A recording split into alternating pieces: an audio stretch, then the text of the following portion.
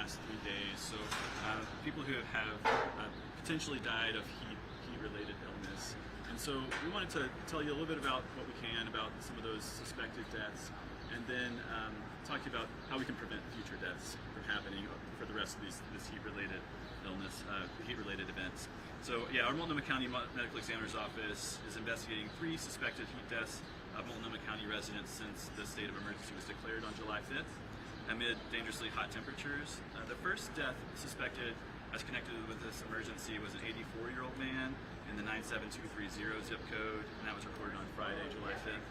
The second death was a 64-year-old man found in the 97206 zip code, and that was reported yesterday, Sunday, July 7th. And the third death was a 75-year-old man found in the 97216 zip code, also reported on Sunday, July 7th. Additionally, on Saturday, there was a 33-year-old man transported from outside Multnomah County where he died from suspected heat-related illness at a Portland hospital, and this individual was not a Multnomah County resident. So no other details are being released or available at this time, but all the deaths are still considered suspected cases or under investigation as potential hot weather-related deaths. Confirmation won't be complete for several weeks to months, but further tests and investigation will determine whether the deaths are officially hot weather-related. In some cases, the death may be found to have other causes. So we'll update this information as soon as it becomes available. And with any tragic losses in our community, we turn our focus on preventing further deaths and by helping people beat this heat over the next few days of this excessive heat event. We have 3 cooling centers that are open today from noon until 10 p.m. And we've also extended our library hours until 9 p.m.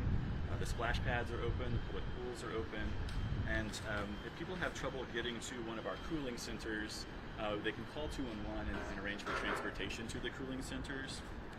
We also have mobile medical vans that have been available at the cooling centers. We had our Multnomah County medical van was there on Friday. We had Central City Concern had a mobile medical van on Saturday and Sunday at these cooling centers, and they were able to see patients who needed medication refills, needed to be seen for wound care and other types of medical concerns. So we're very happy to be partnering with Central City Concern on those efforts. Today at the Behavioral Health Resource Center, we have our Multnomah County mobile medical van outside, and this is one of our routine spots that we come every week. And so they're available to see people who need medical care as well. And so we're just asking the community and society to come together. We really want to try and encourage people to check in on your neighbors and your friends and your family members, people who may be at risk of having a heat-related illness. Check in on them, make sure they have a heat plan, make sure they got their AC going if they don't already, make sure that they're turning their fans on and getting some cool air circulating. And so encourage everybody to do outreach. We'll be doing outreach as the county as well, so we'll be calling some of our more vulnerable residents to ensure that they have a plan as well offering the cooling centers and other spaces for people to get cool. When will we know if the people who died were unhoused or were they inside apartments?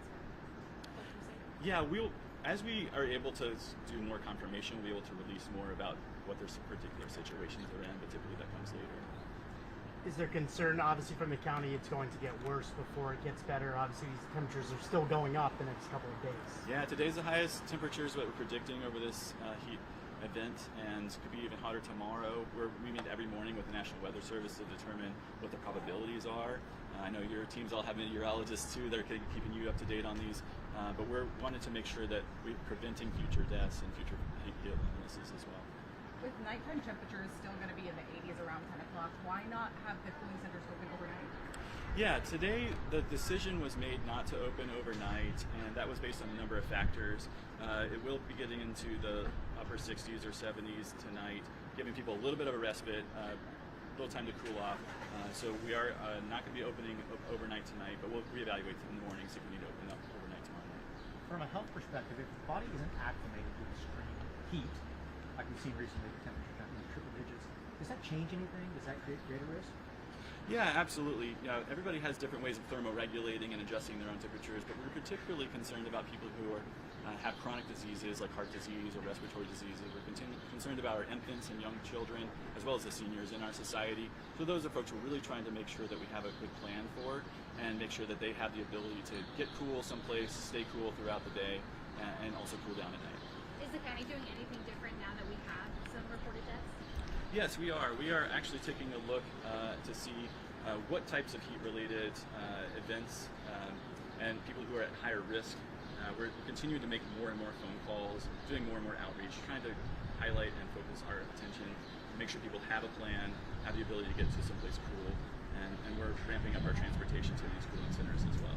I know that the investigation is still ongoing, but can you talk about any themes maybe you've seen in these deaths? Dehydration or sun exposure? Is there anything that happened to these individuals that was consistent during this? I wish I could draw a thread there. I just don't have enough information at the moment to be able to connect anything.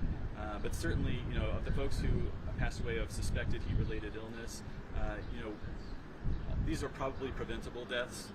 Based on the fact that we assume that they probably would not have expired if they had had better cooling options. And so we're trying to ramp up and make sure people have those options right now.